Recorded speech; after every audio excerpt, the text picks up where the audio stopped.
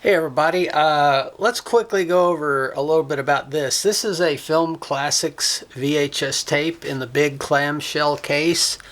These were foreign releases that were licensed from various sources. In some cases, this Film Classics label, which was a brand of Kartes Communications, I think they were in Indianapolis. They were a really early video company, and they licensed stuff from major studios. They had like Universal and Paramount Films, like W.C. Fields Films, and they had decent prints.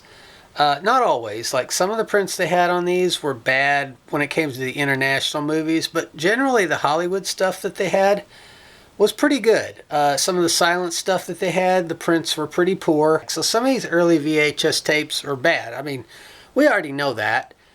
I mean, that's true for a large number of releases, regardless of provenance. But so the thing about this is the Blue Angel. This is a 1930 masterpiece directed in Germany by Joseph von Sternberg, starring Marlene Dietrich and the great German actor Emil Jannings. Emil Jannings was a big star of the silent era, and he had made The Last Laugh and some films in Hollywood, like The Way of All Flesh, which is a lost film. He made a film in Germany called Variety in 1926, which is a great movie. What was the one he made? He made one with William Powell that I always forget the name of. The Last Command, I think was called. Yeah, Last Command, really good film about a Russian expatriate aristocrat who comes to Hollywood as an actor to try to pick up the pieces of his life. I guess he was a white Russian who fled the Bolshevik Revolution. Anyway, and also The Patriot, another lost movie. That was Ernst Lubitsch film that he was in that unfortunately only a tiny fragment exists. But Emil Jannings won one of the first Academy Awards, I think, in 1929. So anyway, he was in this, and he's great in this. There's this scene where he has to crow like a rooster in this supremely devastating moment of humiliation that's just so powerful it sends chills up your spine. It's an incredible performance. And of course, this is the debut of Marlene Dietrich, although that's not technically true. She was in a movie before this, but it's not a well-known film. This is the film that really made her a star. And, you know, she plays Lola, of course, the femme fatale who brings down the school teacher in this movie, played by Emil Jannings.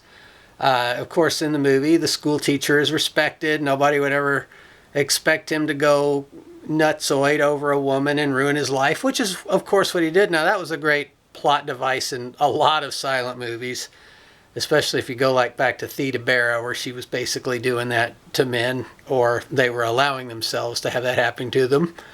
So anyway, but this is a powerhouse movie. The funny thing about this is I think this is the English language version. Something about these early sound movies that you have to understand, especially ones made in Europe and also in Hollywood, is, you know, during the silent era, all you had to do was make alternate language title cards, you know, intertitle cards, because you didn't have dialogue, you didn't have audible dialogue, so it was much easier to do international movies. All you had to do was type out the title cards in the alternate language for that edition and stamp those on there, and you had an international version. The problem with sound is, of course, now you have audible language, and you've got people speaking the language that the movie is made in, but you still have the markets that you had before. So if Germany was exporting movies to the United States or England or any other country, they'd have to have, they'd basically refilm the movie like 3 times in different languages. Of course, one of the most famous examples of that is Dracula in 1931, where Bela Lugosi did the standard English language version, and then at night the Mexican crew would come in and film their version of the movie in Spanish. And interestingly enough, the Spanish version is visually a superior movie to the Todd Browning Bela Lugosi version, and in some ways a psychologically and even a sexier version than the Bela Lugosi version is. So that's what happened with this movie. This movie was filmed in English and in German, and I don't know if it was filmed in any other language, but they basically came in and reshot the movie. It wasn't like they hadn't really figured out dubbing yet. So that's all they did, was they would just film it twice. So basically the movie was twice as expensive to make in essence. And so on this, we have the English version where they were speaking in English. And this is a lazier version. Like if you watch the German version of this, the visuals are much stronger, the angles are better, the lighting's more interesting, the staging's more interesting, and even the ending is different. Like the ending on this is not very well done on this English version. They basically just sort of sat the camera there and let some of the action happen, almost in a theatrical style. But if you watch the German version, there's this beautiful pullback shot through the classroom of the empty desks of the students who had once, like, respected the teacher, you know, and it's a tragic ending. Look at both versions and you'll see what I mean. Like, the German language version of this movie is superior, artistically, visually artistically superior. But, unfortunately, this is the version that a lot of people saw because it's in the public domain. And it was distributed widely. And, you know, it's English, so people don't have to read subtitles. Which, you know, people are kind of lazy, and that's the way it is. But, so that's something you got to be mindful of when you watch movies that were made between about 1929 to around 1931. There was a very short period where they made these alternate language versions where they basically refilmed the movies in alternate languages. So let's look at this. Now this film falls into public domain status in 2026, 2 years from now. Which sucks because I just captured the opening of it, and if it's 2 years from now, I could have just shown you the entire opening without having to do any editing and cutting, which I'm going to have to do. Which sucks because this film is ancient and everybody involved with it have been dead forever, and the idea that a movie this old has to be protected by somebody who had nothing to do with the creation of it and is still profiting off of it is a fucking sin. It's ridiculous. And, you know, our system's so corrupt, it's insane. Our copyright laws are insane. I'm not saying anything original here, but, you know, money speaks in this country, and our politicians aren't exactly the most intelligent people in the world, and they're certainly corrupt and certainly will take money to keep copyright going forever. You know, we're talking about stuff that's 100 years old that's taken this long to become public domain. How does that make any sense? 2 years from now, I could just show you the whole thing. Of course, YouTube's system is so screwed up, they'd still probably copyright claim it because they'd let some corrupt person come in and unchallenged claim they own this thing that they don't. So anyway, I'm gonna have to cut it down. Here we have Kartes Video Communications original reply card in here in perfect condition, showing some of their offerings, some of their video offerings you could mail off for a catalog. Let's mail that off and see what we get. Probably nothing, of course. Anyway, so obviously nothing. And then we got the label, which is in great shape. A lot of these film classic labels are coming off. The glue has dried out and they're usually loose. You're lucky if it's in the case at all. This one was loose. I did have to put a little glue on the corners to make it stay on, and that was a necessity and couldn't really do that any other way. So this looks pretty pristine. It's a very pristine looking VHS. Doesn't even look like it was ever played, but let's see if it has been, if we have any indication of it.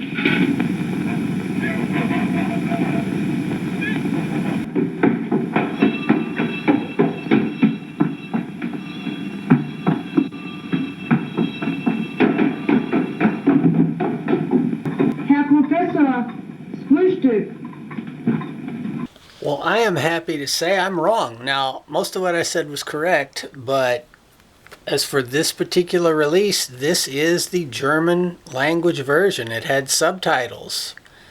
So I'm not watching the entire thing. I've seen this. I saw this in a movie theater way back around 1979, 1980 when I was seeing all the classics on the big screen. Anyway, this is one of the greats, and it saddens me that people don't watch these foundational masterpieces because they are the most powerful movies ever made. And this one is beautiful. And, you know, we talk about Fritz Lang's M and Metropolis. This is in that same category. This, in many ways, is as good or better than those. I don't know, well, I wouldn't say it's better than M, but it's at that level.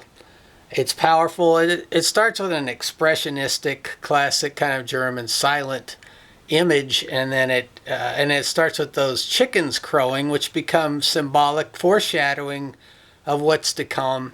And then we see the washerwoman washing off Lola Lola's picture, which again is symbolic, you know, of the washing away of sin or whatever you want to say. It starts off with all this stuff right off, so it's already fun. It's a powerful movie. It's a great film, and this is a good release. This VHS looks really good. I mean, you could get a little bit of it from my capture of it, but it's pretty clean. It's a pretty clean print. I'm not saying it isn't full of, flaws and little, ticks and hairs and scratches, but we used to watch movies like this and we didn't fixate on whether we could see the hairs in Alec Guinness's nose or something. People get all hung up on tech too much. Like, get into the experience of watching the movie. I like these unrestored prints. They're much like when we would go to a cinema and see a 35 millimeter print and it wasn't perfect, but it was a real film print and we watched it with an audience. And we got into the power of the story, the power of the image, and not fixating on, oh my God, it's the latest Blu-ray or whatever. I mean, people lose the point of the plot. I see that in a lot of things with movie commentary. They'll talk more about the packaging of the damn movie than the film or what it means. So anyway, this is a cool one. This is a good Film Classics release, I have to say.